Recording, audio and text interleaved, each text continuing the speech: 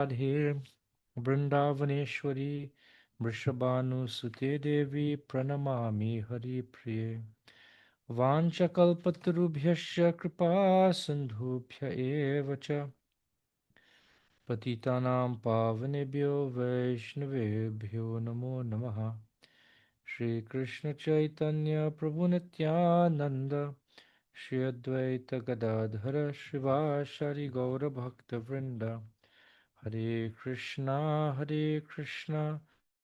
Krishna Hare Hare Hare Rama Rama Rama Hare Hare Hare Krishna Krishna Krishna Hare Hare Hare Rama Rama Rama Hare Hare Hare Krishna Krishna Krishna Hare Hare Hare Rama Rama Rama Hare Hare. Is my audio clear?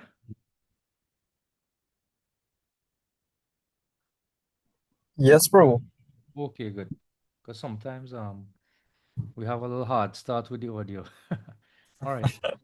So this is the third day of this exploration of the beautiful pastime of the Govardhan Lila. But before we continue with chapters 26 and 27, um, I wanted to speak a little bit about the glories of hearing about Krishna's pastimes. Um, Last week, Saturday, we celebrated the anniversary, I think the 48th anniversary of the disappearance of our founder, Acharya Srila Prabhupada. And I was listening to some memories of His Grace Burijan Prabhu, and he recalled an incident where Srila Prabhupada sort of like was performing a skit by himself um, in front of some devotees. He was taking the role of a book distributor, and he was like acting as if he was distributing a book to a passerby. And he said, you please take this book, and you please read this book. And the person said, what is this book about? And Srila Prabhupada, in the role of the book distributor, he said, I don't know what this book is about, but this book is for you. And Srila Prabhupada made the comment that one of the problems is that we think that his books are only for distribution to others.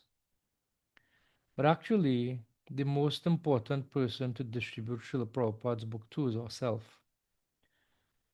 Just like when we're flying on an airplane, um, there's a safety briefing that comes at the beginning of the flight, and they always tell take off your headset and pay attention to the safety briefing.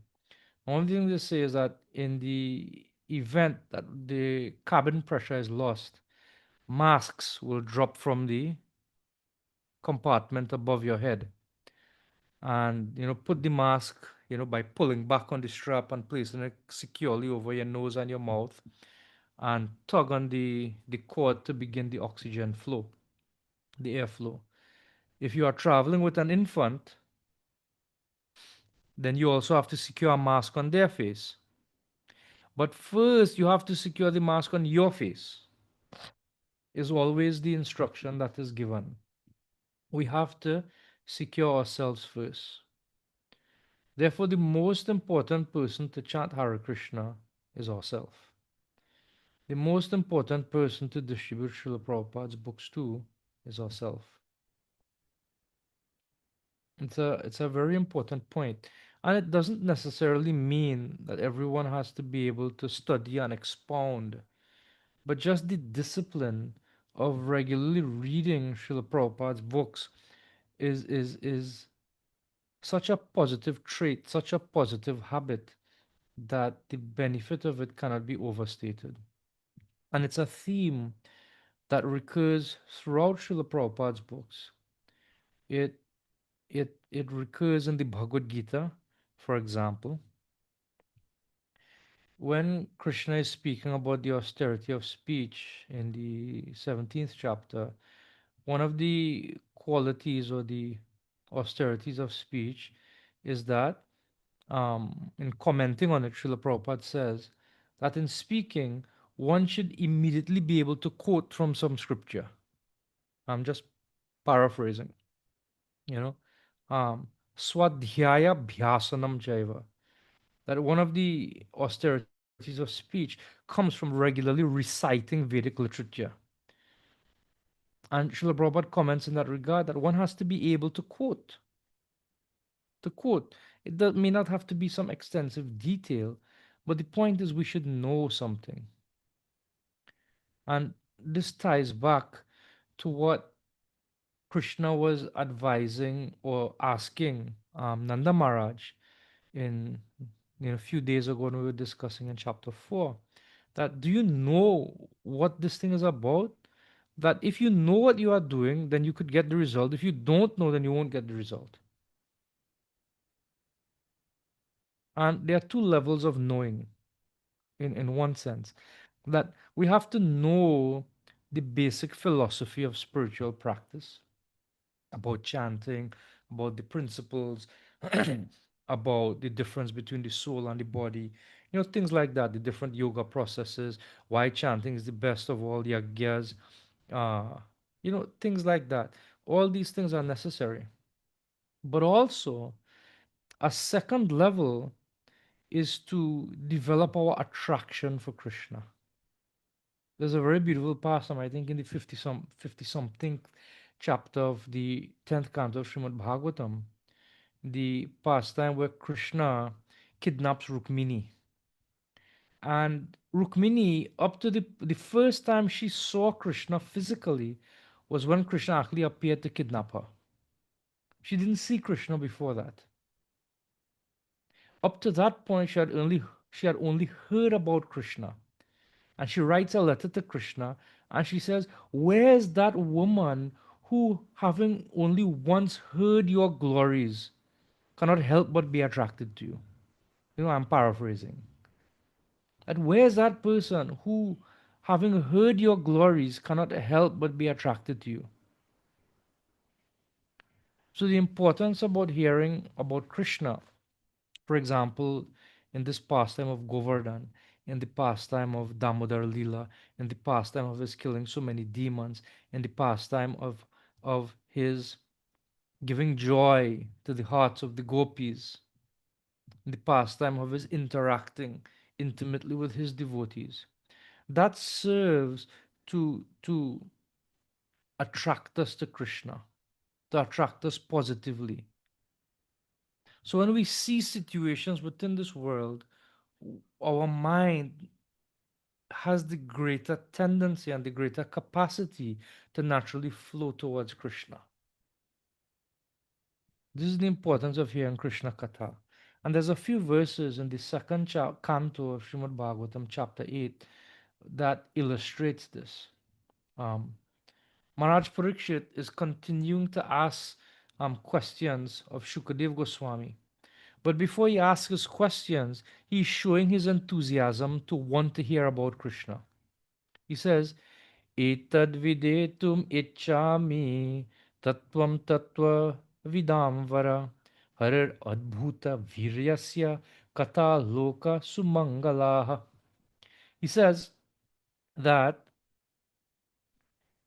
I wish to know narrations concerning the Lord who possesses wonderful potencies. And those narrations are certainly auspicious for all living beings in all planets. Srila Prabhupada has a very succinct purport on in this regard. He says somebody might need to mute their mic. Srila Prabhupada says, Srimad Bhagavatam, which is full of narrations of the activities of the Supreme Lord, is auspicious for all living beings residing in every planet, not just the Earth planet, but every planet. One who takes it as belonging to a particular sect is certainly mistaken. Srimad Bhagavatam is certainly a very dear scripture for all the devotees of the Lord, but it is auspicious even for the non devotees also, because it explains that even the non devotees hovering under the spell of the material energy can be delivered from such clutches if they hear the narration of the Srimad Bhagavatam with devotion and attention from the right source, representing the Lord by disciplic succession. So, if the Srimad Bhagavatam is auspicious for the persons who are not yet devotees, how much more is it beneficial for those who are already practicing devotees? The Srimad Bhagavatam is full with the descriptions of the Lord and his pastimes and his devotees. Maharaj Parikshit continues, and I'll just read the English. O greatly fortunate Shukadev Goswami, please continue narrating Srimad Bhagavatam so that I can place my mind upon the supreme goal, Lord Krishna, and being fully freed from material qualities, thus relinquish this body.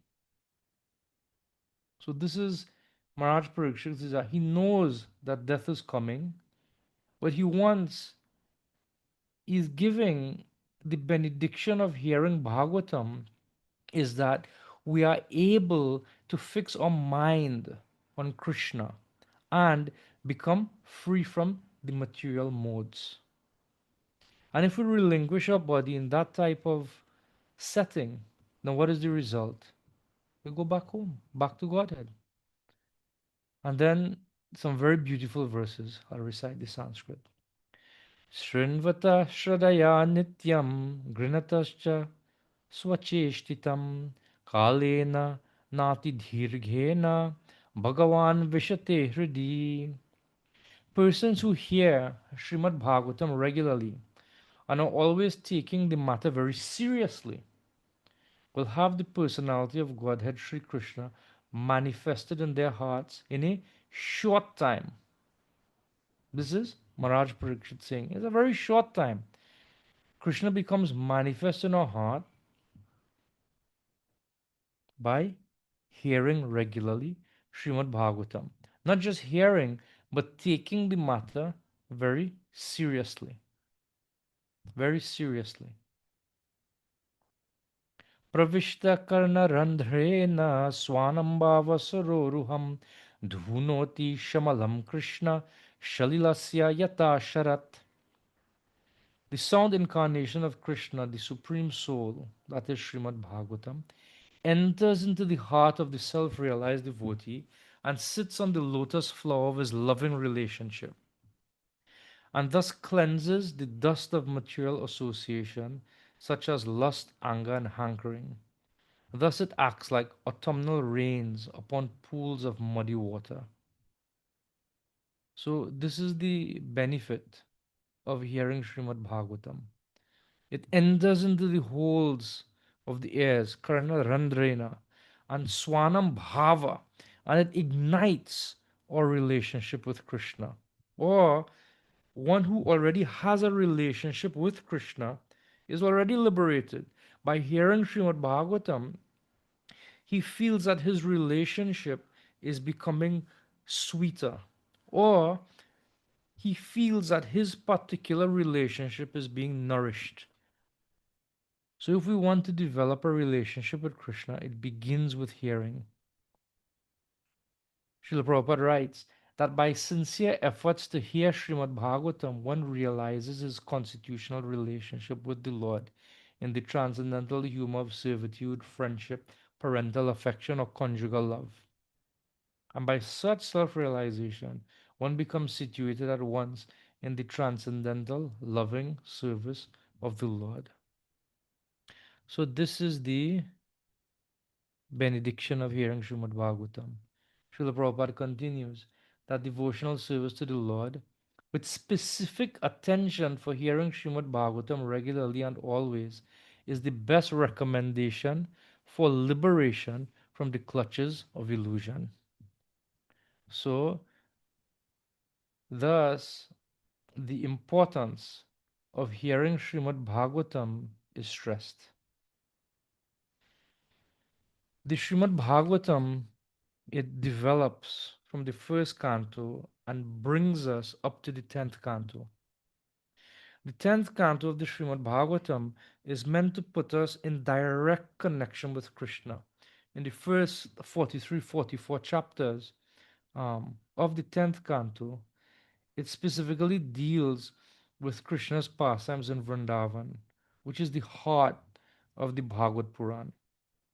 The specific standard of the Bhagavad Puran is that it is meant to attract us to Vrindavan. One would find that Krishna's pastimes in Vrindavan have a special sweetness that is not to be found in any other of Krishna's pastimes. The way he interacts, and just two pastimes, like we could highlight. We look at Krishna's Govardhan Lila, we look at Krishna's Damodar Lila, both of which take place within this sacred month, this holy month of Kartik. These pastimes are so pregnant with meaning, are so pregnant with rasa or spiritual taste that when they are properly heard or when they are properly explained, they ignite something, they spark off something, they catalyze a reaction within the heart of the hearer and the speaker that serves to attract us more to the Supreme Lord. So on this third day of this Govardhan discussion, Govardhan Lila, before we continue, is there anybody who would like to ask a question or make a comment based on the points that I've just made regarding the importance of hearing Srimad Bhagavatam in the association of devotees, etc.? Hare Krishna, Yes, Cantacle. yes, Ambaja. You were saying that we have to know why we do what we do. Yes. It's important to understand that, or else, the benefit won't be there. But then we know about Agyata Sukriti, someone who renders service without knowing, unknowingly, they derive benefits from that. So can you give a little clarity on that, please? Agyata Sukriti is for somebody who hasn't voluntarily entered into bhakti as yet. So let's say, like, I have been trying to practice bhakti for at least, maybe 30 years or so, little over 30 years. I think you have been trying to practice bhakti for significantly more than that, well over 40 years. Am I right?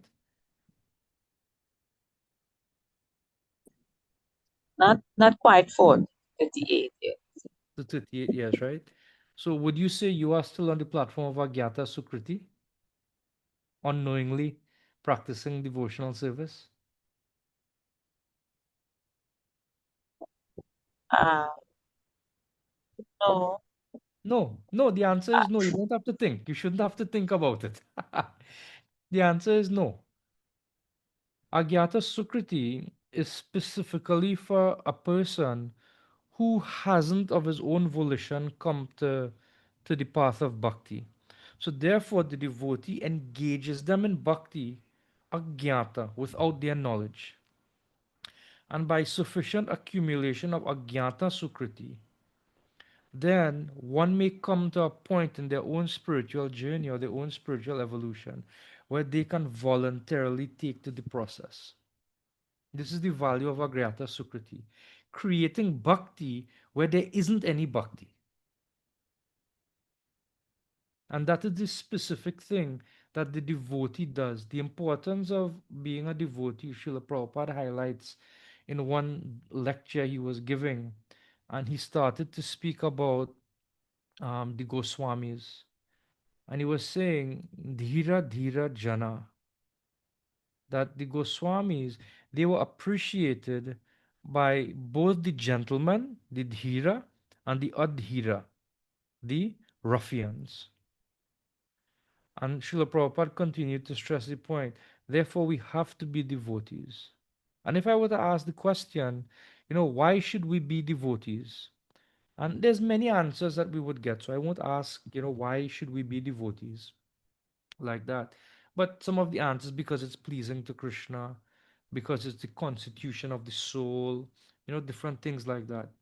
Because bhakti is the ultimate um, form of worship. Different answers like that people may give. But Srila Prabhupada, he gives a very astonishing response to why should we be devotees. And the reason he gives, one of the reasons he gives, is that we have to become Vaishnavas. And he uses that term.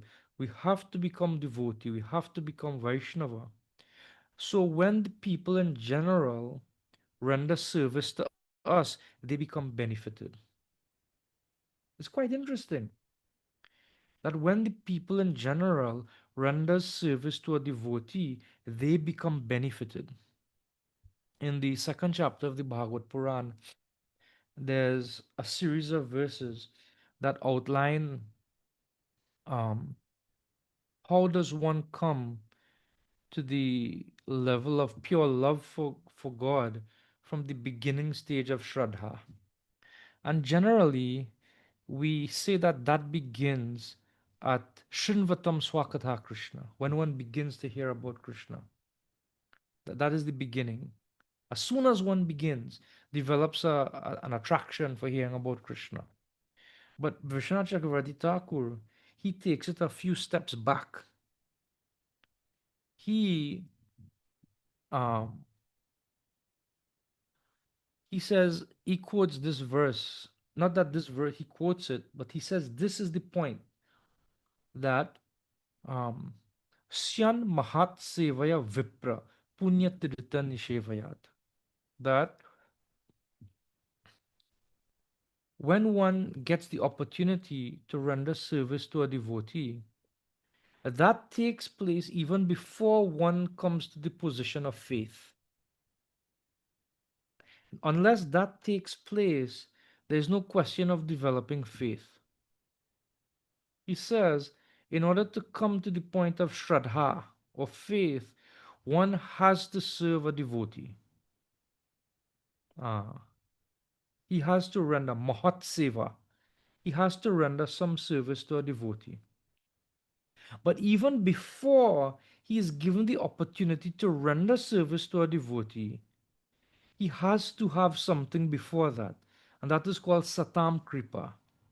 Unless the devotee allows that person to render some service to them, Satam Mahat Sevaya cannot take place.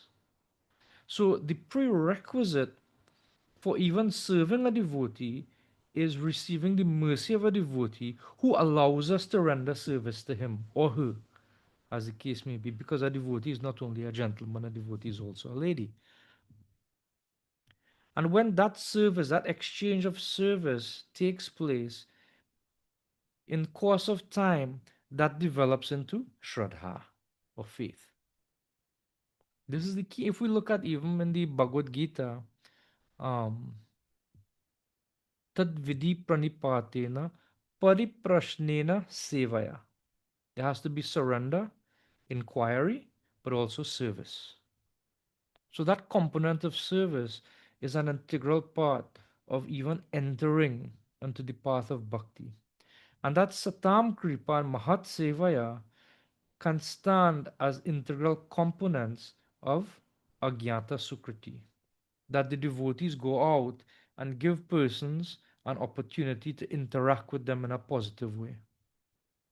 Just by the favorable interaction with a person in general towards a devotee, purification takes place. Purification takes place. Srila Prabhupada in one purport, he likens that to, even if you don't know, but a cord, a plug is connected to the socket, and that socket has a live wire in it which is connected to the lines that are running on the street, and those lines that are running on the street has an uninterrupted connection to the distribution center, or the power generation plant and the distribution facilities of that power. When all that is in place, when you touch that socket, you get shocked. So, similarly, a devotee is one who is in connection to the powerhouse of Krishna through the unbroken line of transmission that is the disciplic succession. And therefore, even if a person doesn't know, but he touches that outlet, he becomes electrocuted. So, similarly, when we remain connected to that transcendental powerhouse through the transcendental transmission line of the disciplic succession, when persons come in contact with us, they receive some electrocution from that powerhouse, which is Krishna's mercy in the form of favorably being connected to a devotee. So that is Agyata Sukriti. When that Agyata Sukriti becomes more and more fructified in the form of Shraddha, a person takes has that preliminary faith, it means he's more consistently connected to the outlet. You know? So this is the importance of being connected. One of the ways that we remain connected is by, the Sangha, like hearing about Krishna and the association of devotees, sharing Krishna with others.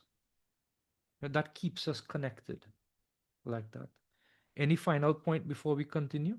Is that all right, brother? I know it was a long answer to a short question, but is that No, okay? thank you very much. It's very limited. Anything else before we continue?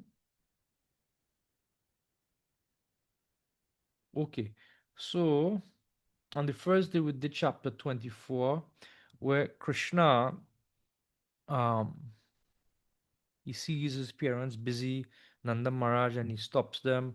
He gets them to perform Govardhan Puja. Everybody was happy except Indra. Indra takes his revenge due to anger and pride. He tries to destroy Vrindavan, and Krishna lifts Govardhan hill and gives pleasure to the residents of Vrindavan, and completely, even though Indra's intention was to devastate Vrindavan and everything in Vrindavan, just by the simple act of Krishna lifting Govardhan hill, Indra becomes completely devastated. So what happens immediately after that is Krishna ushers everybody out when the Samvartaka clouds become completely emaciated and famished, being unable to move one even grain of sand from on top of Govardhan Hill. Indra realizes that this I made a mistake. This thing he come, he leaves and he flees, and Krishna invites the Brajabasis to come out from under the hill and to return to their homes. And Krishna places Govardhan back exactly where it was. So the cowherd men, they became astonished to see Krishna's pastimes, like lifting Govardhan Hill and other pastimes. And they approached Nanda Maharaj because they want to question. Nanda Maharaj is the leader of the Brajabasis, and he's very accessible. He's very amenable. So they have seen this. They saw that Krishna convinced him that you should do Govardhan Puja instead of Indra Puja. Nanda Maharaj said, yes, Krishna wants Govardhan Puja, no Indra Puja. So Nanda Maharaj gives the order to everybody. Now we will worship Govardhan. Out of affection and trust in Nanda Maharaj, and affection for Krishna, they engage in the Govardhan Puja and they see Krishna lift up this hill. And while they are under the hill, they are so absorbed in tasting the sweetness of Krishna that the opportunity to think that, you know, he's lifting a hill. It's not just a hill. Govardhan is a mountain, Giriraj. He's the king of all hills. They are so absorbed in the sweetness of Krishna as he's lifting the hill, they fail to grasp the seriousness of the situation.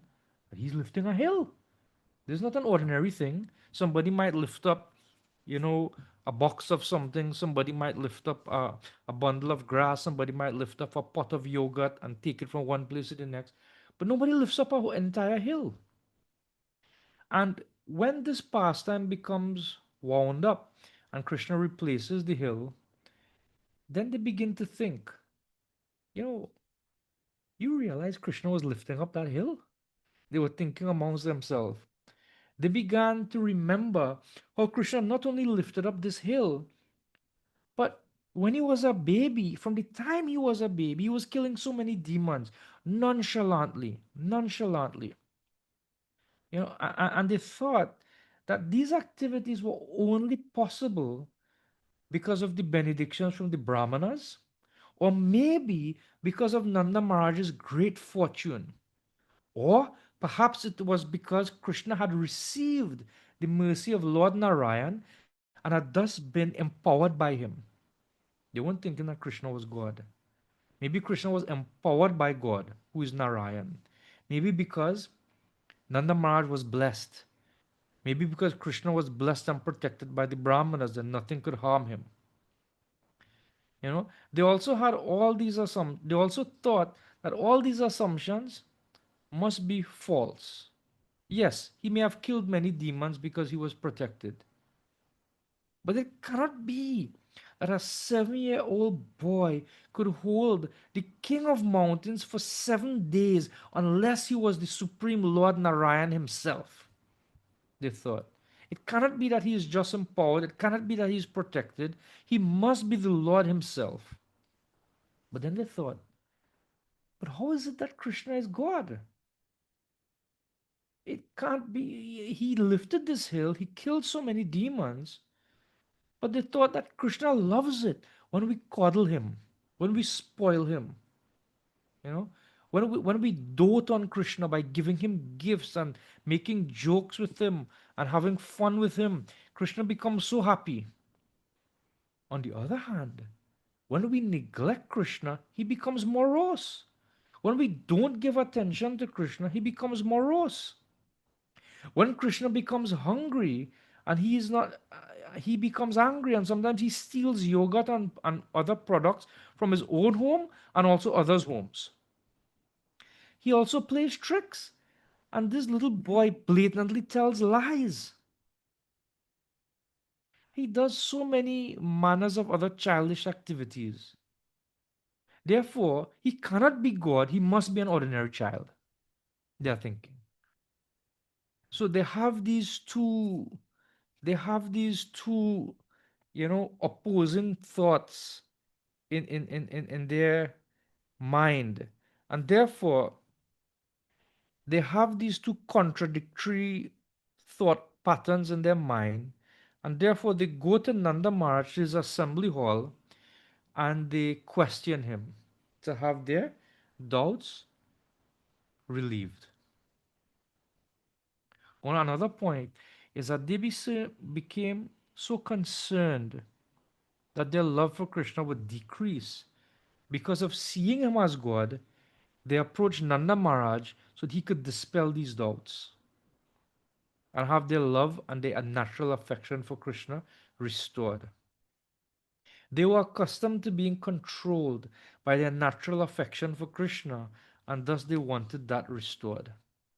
So they went to Nanda Maharaj and they recount all the different activities that Krishna would have performed up to that point. So this wonderful Krishna is like a summary of everything that would have happened in the past, from killing of Putana to um, killing of Shakatasura to the killing of Trinavarta to the killing of Vatsasura, Pralambasura.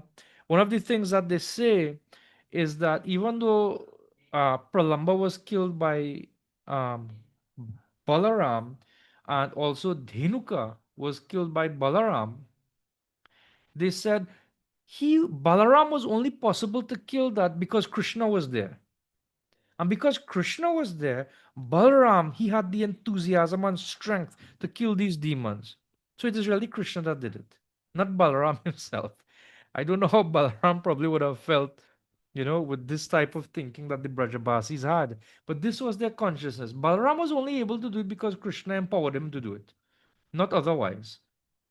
And um, they were thinking that this boy is so extraordinary, that how is it that we are naturally attracted to Krishna, but on the other side, Krishna is naturally attracted to us. They thought, and they actually say this, how could such an extraordinary boy take his birth among worldly minded people like ourselves? Certainly, by taking birth among people like us, that would leave him open to criticism. And later, this would actually come up. Krishna, when he was speaking to Rukmini, there's a chapter in the 10th canto of Bhagavatam. Krishna, lovingly jokes with Rukmini. And he tells her, Rukmini, it is not too late. Like, people don't know whether I'm a Vaishya or whether I'm a Kshatriya or what am I. They don't know if my parents are Nanda Yashoda or if my parents are Vasudev. I am like a nobody. But you come from such a highly placed family and you have married somebody with ill repute, with questionable history. Rukmini, it is not too late for you to save your reputation. If you want, you can divorce me and you can see, this fellow who wanted to get married to you, I think was Shishupal, he's not a bad fellow actually. He's quite there's still chance. You can leave me and you can go and get another suitable husband. And Krishna was sitting eating and Rukmini just froze. She was serving Krishna his lunch. And Krishna could realize that this really upset Rukmini. She started to cry. And Krishna said, no, no, no, no, no, it's joke, joke, joke. Don't take it to heart. She became very disturbed that Krishna would actually leave her. Prabhupada writes like this in Krishna book. Um, so Krishna brings it up in the future that, I came from a questionable background. They thought that even though they have seen ample evidence that Krishna is no ordinary boy, that he may in fact be God himself. They question how is it that they are all united in their feelings to him. They point out to Nanda Maharaj that, even though he's your son, how is it that everyone is spontaneously attracted to him? All the children are attracted to him. All of our wives are attracted to your Krishna. All of us are attracted to Krishna. Practically like he's our own son. We don't see any distinction. In fact, we treat Krishna, we think that Krishna is my son also. He is my son. They point out that the young boys, they have natural fraternal affection for Krishna. Even the creatures in the forest, they are spontaneously attracted to Krishna. They think that everybody has, you know, more affection for their own body than their wealth or their children. People, self-preservation. But they have more affection for one's soul than the body. And they have more affection for the super soul than one's own soul. Therefore, they think that Krishna must indeed be the Paramatma. For such affection that they have could not be directed towards an ordinary human being. He must be the Lord Himself. But then they think, but if Krishna was Paramatma, Nanda Maharaj is telling them, but if Krishna were the Paramatma you are suggesting, Paramatma is self satisfied. How could he have such natural affection for them as they are describing?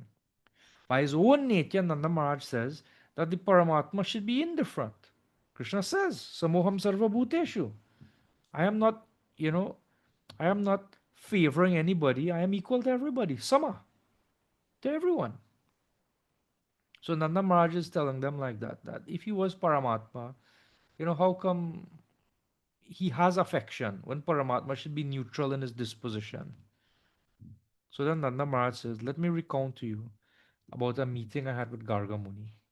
This meeting took place in the 8th chapter of the 10th canto of Srimad Bhagavatam. And it's sort of like a precursor to the Damodar Lila. Nanda Maharaj begins to relate the details of this meeting, and he, practically speaking, quotes the verses verbatim, except with one or two minor changes, what Garga Muni told him in that 8th chapter.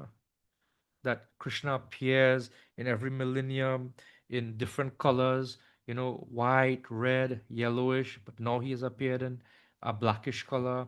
Krishna previously appears as the son of Vasudev, and therefore he's sometimes called, appears as the son of Vasudev, and therefore he's sometimes called Vasudev. This son of yours has many forms and many names according to the different activities he performs. I know them, but the people in general do not know them. Um, he says that this boy would increase the bliss of the cowherd men of Gokula. And he says, by this boy's grace, you will cross over all difficulties. You know, and he goes on to recall this conversation that he had with Gargamuni. And he concludes by saying what Gargamuni would have said to him, that this child is Narayana Sama. He's as good as Narayan, therefore you shouldn't be astonished by his activities. Bishwanath Chakravarti Thakur, he comments in this regard that the Brajabasis, they approach Krishna,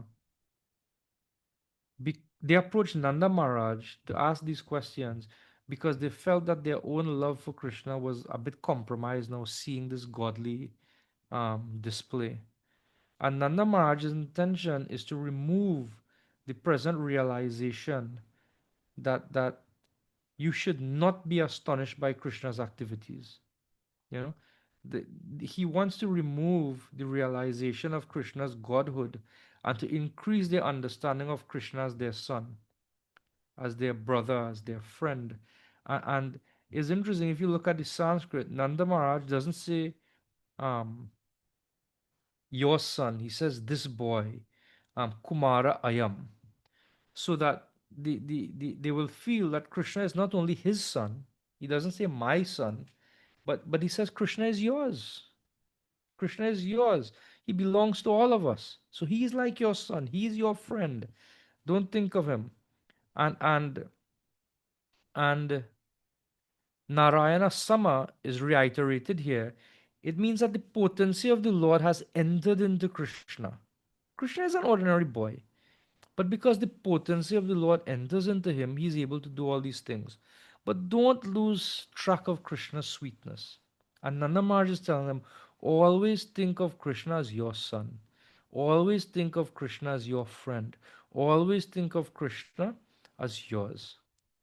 And they hear Nanda Maharaj's calming words, and and and when Krishna returns home, they worship both him and Nanda Maharaj with great respect.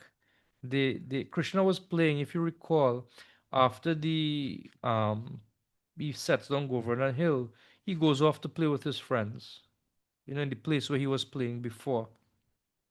And when Krishna finally returns home after playing with his friends, they showered their affection on him by speaking sweet words to him, by offering him gold coins, by offering new garments, necklaces, and they shouted, to Krishna, all glories to you, who are the jewel of Brajabhumi. And they bless him. May you have a long life. Ayushman Bhava. May you have a very long life. You know. And then at the final verse of this chapter, Shukadev Goswami recounts the entire pastime of Govardhan in a single verse. He sums up everything we have heard before in a single verse. And he says, may he, Govinda, the Lord of the cows and the destroyer of Indra's false pride, be pleased with us. And Vishwanath Chakravarti Thakur, he gives a very beautiful explanation of this line. May he be pleased with us. And he's directing it towards Maharaj Parikshit because Shukadev Goswami, when he recalls Krishna's beautiful pastime of lifting Govardhan to protect the Brajabasis, he becomes concerned for Maharaj Parikshit's protection as well. And he says to him, just as Krishna lifted Govardhan hill, O king, may he who protects you from the lightning bolt curse of Shringi's anger with the essence of the Vedas in the form of Srimad Bhagavata, who is very expert at starting the sacrifice of listening to the Bhagavata, and who destroyed the pride of the Brahmanas, devoid of bhakti, may he be pleased with us. So he's saying, just as Krishna destroyed the, the pride of Indra. May he, that same person who protects the Brajabasis by lifting Govardhan Hill, and who is protecting us, protecting you from the lightning of the anger of Shringi's curse by sheltering you in the hearing the topics of Srimad Bhagavatam, may he be pleased with us. So it's a very beautiful. He also brings in the previous chapter where Krishna blesses the wives of the Brahmanas. So he indirectly points to that also, who destroyed the pride of the Brahmanas who were devoid of bhakti. So, in this way, Shukadeva Goswami concludes this 26th chapter of the Srimad Bhagavatam, um, entitled Wonderful Krishna. Very, very beautiful, sweet chapter of the 10th canto of Srimad Bhagavatam. So, with that being said, I would continue to chapter 27. Are there any questions before we, or comments, or anything anybody would like to add? Any realization anybody would like to share before we continue on to the 27th chapter and the final chapter in this regard, in this matter of Govardhan Lila? Anyone? All right. So let's continue. Chapter 27 is entitled Lord Indra and Mother Surabi offers prayers. So after Krishna had lifted Govardhan Hill and protected the Brajabasis, Mother Surabi came to see Krishna along with Indra. Now, can you imagine what Indra did, what he must be feeling at this point in time? Indra was feeling nervous. Indra was feeling ashamed. Indra was very fearful. He couldn't approach Krishna by himself. And it's interesting, he didn't directly come to Krishna. He retreated from the whole of Vrindavan. He retreated from even the earth planet.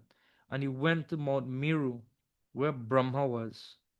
And Brahma recounted his own interaction to what happened to him previously in Krishna, with Krishna in Vrindavan, where he just for a moment, separated Krishna from his friends, and Krishna chastised him.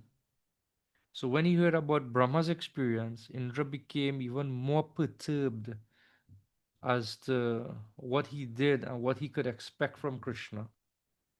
And therefore, the Surabi Kaur was ordered by Lord Brahma to accompany Indra and also to bathe Krishna. Sort of like as a middle person to sort of, sometimes if you want to speak to somebody but you're a bit nervous, you go with somebody and you have that person sort of break the ice, smoothen the ripples, as it were, to make it easier for you to talk to that person.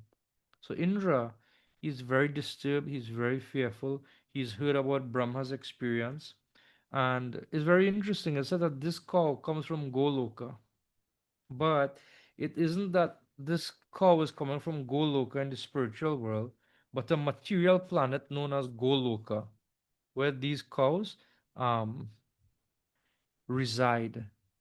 Because a cow from Goloka would not be too much bothered by Indra in the material world, especially after what he just did. So Brahma asked Surabi to come and to intercede between Indra and Krishna to ease Indra's approaching of Krishna. And it's very interesting. I mean, despite what Indra has done, it takes a certain amount of maturity to admit when one has done something wrong and to go directly to the person.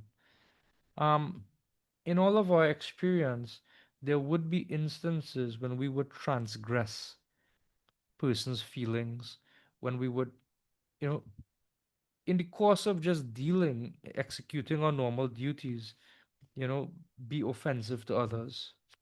And it's important for us to take time to acknowledge that.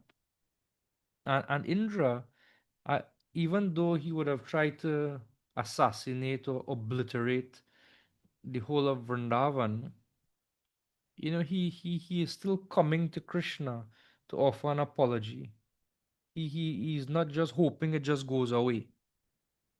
He's taking some time to confront the situation. And that requires, let me tell you, to approach somebody to ask for forgiveness or to admit that you were wrong to somebody. That takes two qualities. It takes courage just to come in front of somebody and ask for forgiveness or even to admit that I am wrong. It takes a certain amount of courage to do that, but it also takes a certain amount of humility. Unless one has humility, he would not do it. It takes a certain amount of courage and it takes humility to come to that point. And it's very interesting that when how Krishna responds to that. Krishna is so gracious. Krishna, it is described that Krishna went to a solitary place and he was inspecting, almost as if he was inspecting Giriraj to see what the lightning would have done to his back. And he was sitting on a rock, just relaxing in the shade. It is said that Garuda was actually providing the shade for Krishna on that morning, but he was unseen by anybody. So Krishna was sitting in the shade of Garuda's wings. And he approaches Krishna with with in the company of Mother Surabi, and he sees. So Krishna is interesting that that Krishna purposely came to a solitary place and didn't have anybody with him. He didn't have the Gopas with him because the Gopas, you know what they would do if they saw Indra? They would laugh at him. They would make fun of him. They would belittle him. They would berate him in their playful spirit. Especially like Subal and Sridham. They would let Indra have it. Big demigod, big devata, and you couldn't move one grass from on top of Giriraj. What is the point, King of Heaven? What kind of King of Heaven are you? And this would make Indra feel even worse. And he didn't carry Balaram because Krishna knew that an Abhishek was going to come. He was going to be worshipped. So he didn't want to be worshipped in front of his brother and receive Abhishek and all these things. So it's interesting, like how Krishna is thinking. He knows that Indra is going to come and ask for forgiveness, but he does not want to make it harder for Indra to do that. Just imagine what Indra did. Indra tried to obliterate Krishna's devotees, to obliterate Krishna's family, to obliterate Krishna's animals, to obliterate Krishna's residence, to obliterate the places where Krishna would perform pastimes. If somebody offended us like that, what would we do in response? So this also shows Krishna's character. Krishna disapproves of Indra's behavior as heinous as it is, but he doesn't disown Indra and he doesn't make the situation more uncomfortable than it has to be for Indra. This is something that is very mind blowing. It is quite remarkable. How do we as individuals respond to those who maybe would have wronged us and are trying to say sorry or to make amends? Do we make it worse for them? Do we make it hard for them? We can learn from Krishna's example in this regard.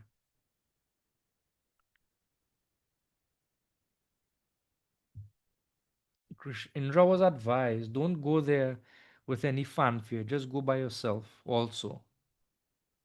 Just go by yourself also. And Krishna, one of the reasons why he was fearful is he saw with his own eyes Krishna's amazing potency. And when he heard further from Brahma, he became more disturbed. He became more fearful. He became more fearful. And it's almost as if Krishna says to Indra, O king of the demigods, because Indra came and he saw where Krishna was sitting, and he placed his helmet on Krishna's lotus feet, and he begins to offer his prayers to Krishna. And Krishna says to him, O king of the demigods, I see that now you have unprecedented affection for me and have come to give me your mercy.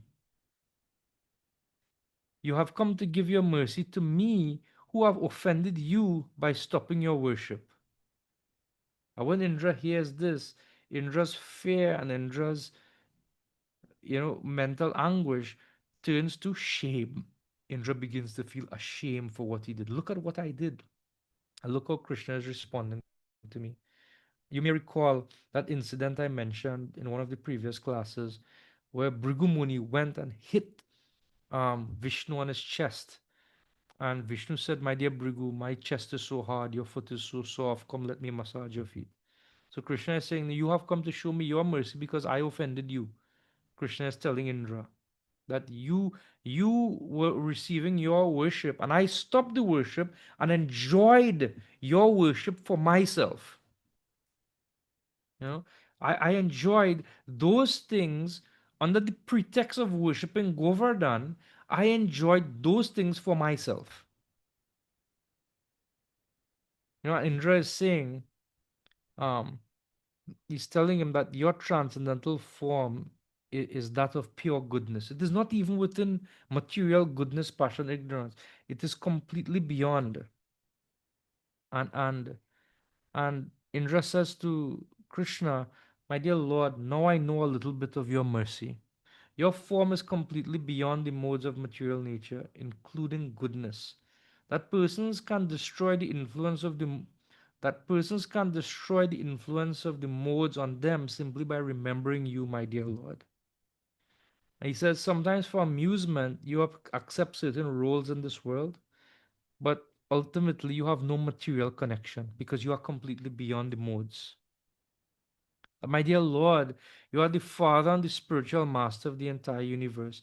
And sometimes you appear in various incarnations by your free will to break the pride of those who presume to be masters of the universe. Even fools like me, who think themselves to be a great Lord, can quickly give up that pride. And therefore, my dear Lord, you punish the mischievous only to protect them. That you have destroyed, you have you are punishing me. You have lifted Govardhan Hill for the purpose of protecting me. Protecting me from what? My pride. Because of my pride in ruling, in my ruling agency, I offended you. My dear Lord, please forgive me. My intelligence was bewildered, but let my consciousness never again be so impure. Vishwanath Chakravarti Thakur gives a nice interaction between Krishna and Indra. Krishna might think, I lifted Govardhan to protect the Brajabasis, Indra. I didn't lift the Govardhan to protect you. Now that this is all over, now I'll call Yamraj and he will deal with your punishment. But Indra thinks that, my dear Lord, you are merciful by nature. Therefore, please forgive me. You should not purify me by punishment. And this is in Vishnu Chakravarti. He goes into the psyche of Indra.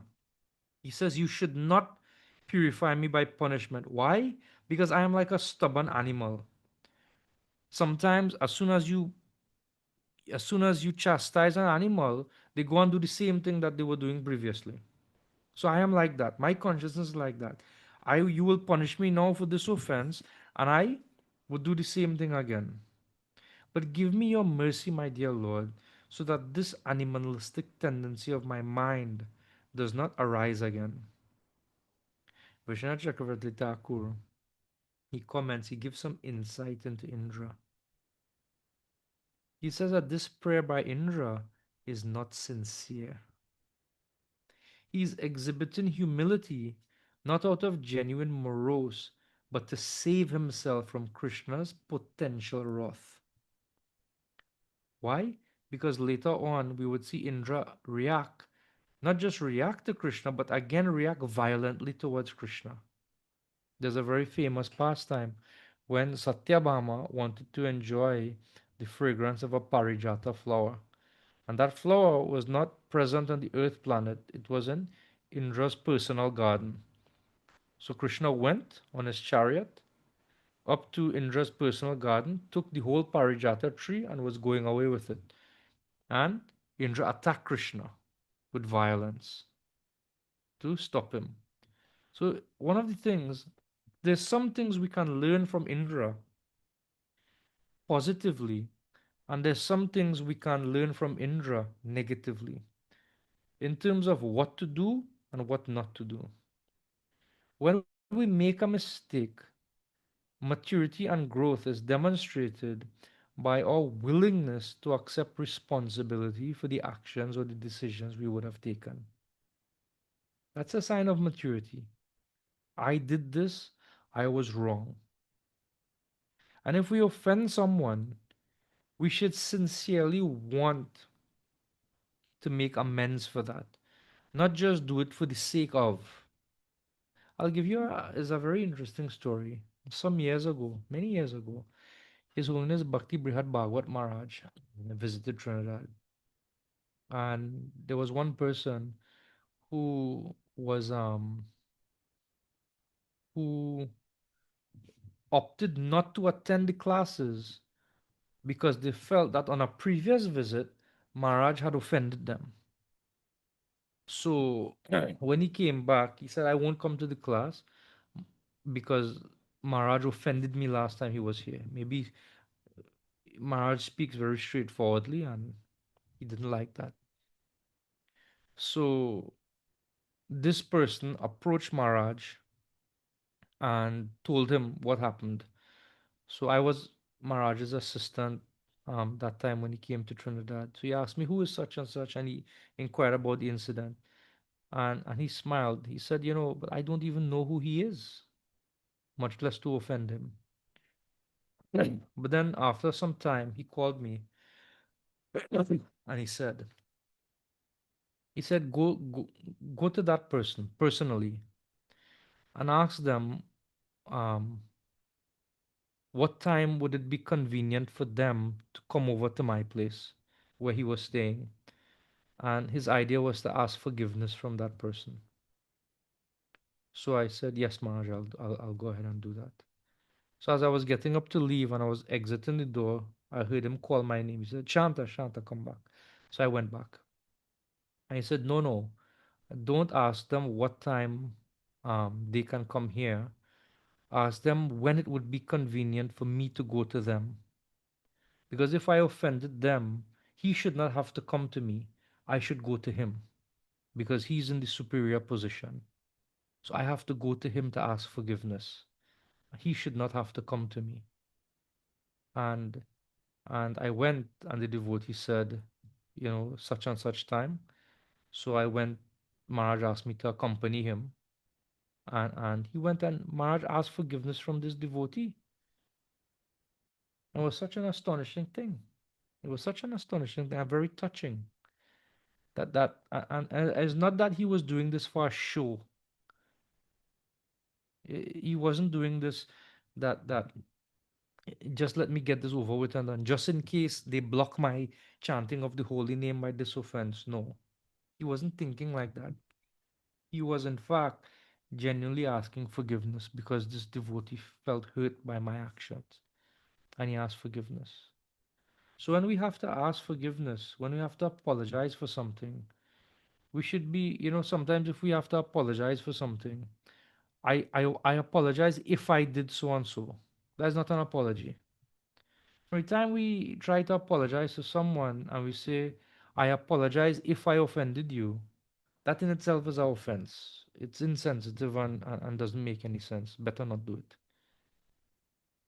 You don't apologize if you apologize because you did. We cannot grow unless we admit what we have done and seek remorse for it and be willing to accept whatever punishment is deemed fit by that person. When we apologize to someone, when we seek forgiveness from that person, We have to be willing to accept whatever consequences they give to us. This is what it means to ask for forgiveness. And Vishwanath Chakravarti Thakur is pointing out here that Indra didn't mean it. He was only doing it because he was fearful of what Krishna might do, especially when Krishna thought, I didn't lift Govardhan to punish you, Indra. I lifted Govardhan to protect my devotees. The person who I will ask to punish you is Yamaraj. So Indra, he said, no, no, it is all my fault. I did it. He begins to think, but he's doing it not for the purpose of genuinely feeling remorse and genuinely making amends. He's doing it, officially. It's an official declaration of remorse. It's not a genuine declaration of remorse. So the positive things we can learn is admitting when we are wrong, approaching that person. That's the positive thing. The negative thing is when we have to approach somebody, we have to sit and think about it from their perspective.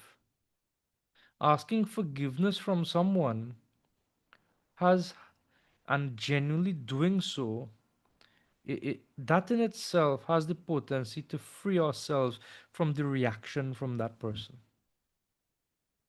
Genuine remorse, it burns the reaction that we would have to experience otherwise.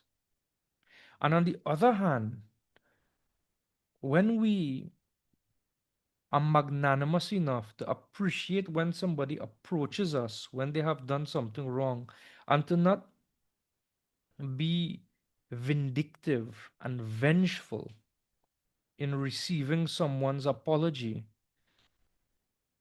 what that does, it frees us of that person's um, hold over us. Forgiveness, it frees us of that person, of the burden of that person. I'm not saying that the person is a burden, but it frees us of that person's um, influence in our consciousness. And it's interesting how what Krishna does here. Krishna knows that this is already hard for Indra. Krishna knows that Indra may not sincerely mean it, but still, from Krishna's side, he doesn't hold it against Indra. He doesn't hold it against Indra. So we can learn from that, from this interaction between Indra and Krishna. You know, Indra continues that, my dear Lord, you come to destroy the warlords and bless the devotees. But unfortunately, my Lord, I am neither of these. Therefore, you neither destroy me nor bless me. It is my misfortune that you choose to remain neutral towards me. But nonetheless, my Lord, I offer my obeisances to you, who reside in the hearts of all, and who assumes the transcendental bodies according to the desires of his devotees. And then Indra admits, my dear Lord, it was all my fault. I became angry when my sacrifice was stopped because of false pride, and I tried to destroy your community with severe wind and rain. So then Krishna says to him, but Indra, due to your prayers, I can understand that you are my devotee. But I cannot believe that my devotee would do such a thing. Indra says, my dear Lord, I became angry when my worship was stopped. But Indra, though I am your master, and it was I who stopped your worship, I still cannot believe that a devotee would do such a thing.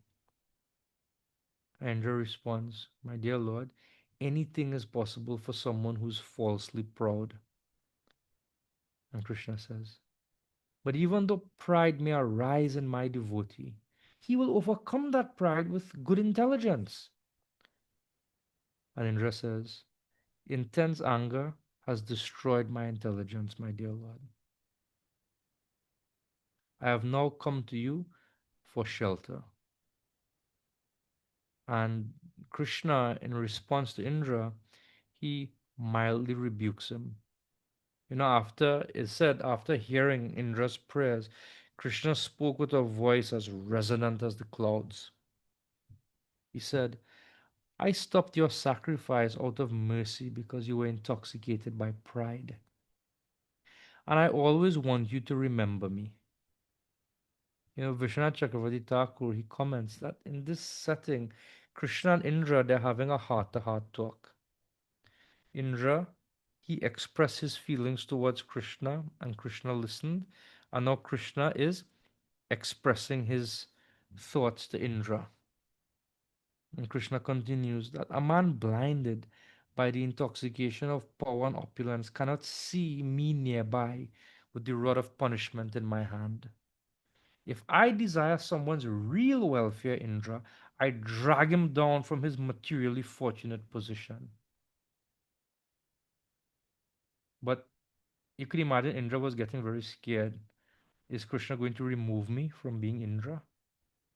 But then Krishna says, now go and execute my order, but be sober and without false pride. It's interesting. If you look at the Sanskrit, Krishna doesn't address Indra in the singular form. He addresses Indra in the plural form. It's almost as if Krishna is sending a message to the other demigods, you know, like Varuna and others, that even though you may see me playing here like a little boy in Vrindavan, don't think me to be an ordinary boy. Remember the mistake of Brahma, remember the mistake of Indra, who are my devotees. And please don't make the same mistake. And it's quite interesting. The next chapter, one of Varuna's servants will arrest Nanda Maharaj and take him to Varuna. And Varuna, without reservation, when Krishna comes there to get back his father, being arrested by Varuna's servant, Varuna, he doesn't mince words. He says, even though my servant would have perpetrated this wrong and arrested your father, this fault is mine, and I accept full responsibility. You do with me as you like. It wasn't Varuna who committed the offense, it was one of his servants, over enthusiastic servants. Varuna says, no, my lord, I accept responsibility for this. You punish me as you like. There's almost as the echo of Krishna's words to Indra, it rings in the consciousness of Varuna. So he's not taking any chance. He's not taking any chance. You know? And almost Krishna is saying, my dear Indra, I'm accepting your apology, even though I know it was not sincere. But if you step out of line, I will punish you again. At that point in time, Mother Surabi, she intervenes and she also begins to offer prayers to Krishna. She, along with her progeny and the cows, she um, respects Krishna as a cowherd boy and calls out to Krishna, O soul and the origin of the universe, you are the master of the world, and by your grace, O Lord, we have you as our master. Yeah, and she says that you are actually our worshipable deity. Therefore, you appear for the benefit of the uh, cows, the brahmanas, the devatas, and other saintly persons. My dear Lord, we would like that you become our Indra. Even though my planet is in the heavenly planets and Indra is king of heaven, I don't consider him to be Indra. I want you to be my Indra. Forget Indra. Forget this Indra. But you are the real Indra. As ordered by Brahma, my dear Lord, we now desire to perform your bathing ceremony, and we want by this bathing ceremony you be coronated as Indra. That you are Indra Gavam. You are the Indra of the cows. You are the real Indra. You are the real Indra. And Shukadeva Goswami continues to describe how Surabi performed the bathing ceremony of Krishna with her own milk, and Indra, ordered by Aditi and other mothers of the Devatas, anointed the Lord with waters of the heavenly, the celestial Ganges, which was poured onto Krishna through the trunk of his elephant Airavata. And this ceremony they gave Krishna the name Govinda. Why? Because Krishna is the master of the senses, because Krishna is the protector of the cows, because Krishna is the actual protector of the heavenly planets, you know, and Krishna is one who nourishes the devotees by attracting their senses. So, thus, Krishna was given the name Govinda after performing this pastime of Govardhan Lila and being ceremonially bathed by Mother Surabi and Indra. And at that point in time, um, Apsaras, Narad, and other Gandharvas, and Vidyadharas, and the Siddhas, and the Chanaras, and so many denizens of heaven began to sing the glories of the Lord, and they danced together in the Lord's honor. And there's a very interesting thing that is said here, that even those who are cruel to each other in nature, living, they became free of enmity. In other words, they were able to get along. After Krishna's Abhishek ceremony, all the living entities gave up their natural animosities towards each other and became friends. This is possible when Krishna is in the center. Even though there may be natural differences that people may have, if there's a common goal, then differences can be set aside. You know, and Krishna, after Krishna was bathed by Indra and Mother Surabi, and Krishna was um, given the name Govinda, Indra took the permission um, of the Lord, and surrounded by other devatas who had come to participate in that ceremony, they returned, he returned to his heavenly abode. And thus ends the pastime of Krishna's lifting Govardhan Hill as described in chapters 24, 25, 26, and 27 of the 10th canto of Srimad Bhagavatam. My thoughts on this pastime were inspired by many different sources. One was some classes given on the Govardhan Lila by Chaitanya Charan Prabhu. Another was a class given by Her Grace Nittai Sevini Mataji. Um, Others were classes by Gauranga Darshan Prabhu, and other lectures I would have heard over the years by many different speakers. The materials I would have consulted for this class were Srila Prabhupada's Krishna book, was Srimad Bhagavatam as published by the Bhaktivedanta Book Trust. I would have consulted Vishwanath Chakravarti Thakur's commentaries on these chapters, also Sanatan Goswami's commentaries. To a lesser extent, I would have consulted the Ananda Vrindavan Champu by Kavi Karnapur and the Gopal Champu by Jiva Goswami. Um, so, this is our exploration of the pastime of Krishna lifting Govardhan itself.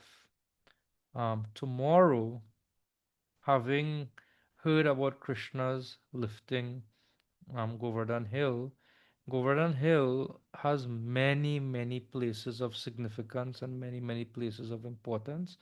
It is not possible for us to explore all these places, but I've just selected some places based on Lord Chaitanya's visit to Vrindavan, and I thought we'd do a mini Govardhan Parikram tomorrow for the final class, and we'll visit and hear the glories of some of the places that are in and around Govardhan Hill that we will encounter on Govardhan Parikram, and it will be in the form of a slideshow accompanied by the relevant pastimes, so that you could expect tomorrow. With that being said, are there any questions, any comments, any reflections that anybody would like to share regarding today's talk, or anything we would have discussed over the last 3 days?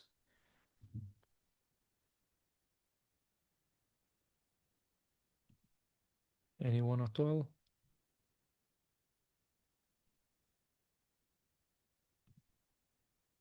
with some brave soul. Yes, some Hare Krishna Prabhu. yes. I just want to thank you for sharing this part of the pastime this evening. It was so nice to reflect on this exchange between Indra and Krishna, how, like, on a daily basis, as we are associating, interacting with devotees, how easy it is can for it sometimes we take one another for granted. But when it comes to like committing offenses and like to approach that individual, it takes so much endeavor out of us. But it is something that we should do as long as we are thinking that we want to progress in our spiritual lives. We want to develop taste for chanting. So it was nice. It was really nice to reflect on how Indra he dealt with this situation and you know taking Mother Sarabi there and how to beg forgiveness from Krishna. And I was also thinking that in the pastimes of Lord Chaitanya Mahaprabhu, how much emphasis he placed along with many of his associates when it comes to being mindful of not offending one another and also how to genuinely beg forgiveness at the right time. So I thank you for sharing that. Yeah, I mean, it's something that is easier said than done. I mean, it takes a certain amount of, tenacity. It takes a certain amount of humility and courage to really approach somebody, and it takes a certain amount, like, to really admit when I would have done something wrong, like to really admit that and to try to make amends for it. But it's something that is necessary for us to do. If like for one reason is that because it hinders our progress or relation, it hampers our relationship with the holy name. But even deeper than that, like, not just because it hampers my relationship with the holy name, but we should always try to maintain good relationships with the devotees, at least from our side. So we should do it because, at least from our side, we want to maintain a favorable relationship with the devotee. And naturally, by doing that, our relationship with the holy name is preserved. But it should not be like with an ulterior motive. It should be for the purpose of pleasing that devotee, you know, like that. That's a very nice reflection, Sachi Prabhu. Anyone else? Yes, I just like to say it's a nice presentation, a very good insight. Who's that? Surindra? Yeah. Yep, this Oh, Ranger here. yeah, okay, Yeah, Haribol. yeah, Haribo. Yeah, it was a very enlightening. Yeah, so Thank I never heard I never heard some of those pastime before, and the Govardhan Lila. So it you. was really exciting for me. Yeah, Oh, very nice work. thank you very much. Yeah, Hare Krishna. Hare Krishna. All right. So we will. Prabhu, just a question. Yes. This pastime, I know we're going to have a parikram tomorrow, Mm-hmm. but this pastime, was this the pastime occurred at Govinda Kun, and was it the Govinda tears of Mother Sarabi that formed that kun? Maybe combination of tears, the water of the Ganges, and other substances that they would have bathed Krishna with. Yeah, it wouldn't be tears, it'll be milk, sorry. Milk. The Several, milk was it. several, several substances that would have formed that kund Okay. when Krishna was bathed. So that we will hear tomorrow as one of the places. Because Lord Chaitanya spent a lot of time at Govinda Kund, and other devotees spent time at Govinda Kund as well. I mean, I'll tell you quite frankly, Govinda Kund is like one of my favorite places around Govardhan. It's a very, very nice place because at Govinda Kund, like, you are right here at the Kund, and the hill is just right there, in that inner path when going on the parikrama. It's very nice. And there's always a nice group of babas and sadhus sitting there, very friendly, very nice. It's a very nice, serene place. And there's many cows, like before and after the kun. There's a big hole where cows and buffalo just sit enjoying wallowing in the in the mud and in the coolness of the hill. It's a very nice place. We'll see some pictures of all that tomorrow. All Right. right. Thank you. So, Anything else? Anyone? Hare Krishna Prabhu, Yes. Mahavival from Suriname. Hey, Mahavivala Prabhu. Yeah, Prabhu, Haribol. yeah. How are you? Yeah, fine, Prabhu. It's a very wonderful class. But I would just want to add something that you said also that we should also be careful as senior devotee and leaders also that when we correct someone, it should be like the way that Lord Krishna did it. That not in front of people that their devotee feel like I know that you can also break them there also. So as leaders and senior devotee, we should also keep this in mind. But if we want to praise them, then it should be in public. But like correcting someone, like what Indra did, the Lord made sure he take him where no one was there. So he also built back his confidence because Indra was like down, he was down. Yeah, And yeah. That's so a I very just good want to point. add that. Thank you, bro. That's a very, very good point. One of the things that Mahavivala is saying is that praise should be public, but Mm. correction should be private. A very, very, very important point, Prabhu. Thanks very much for that. All right, so we'll see tomorrow, same time. Hare Krishna. Srila Prabhupada ki jai. Yeah. Raj Maharaj ki He jai. just And Ananta Koti Vaishnava Vrinda ki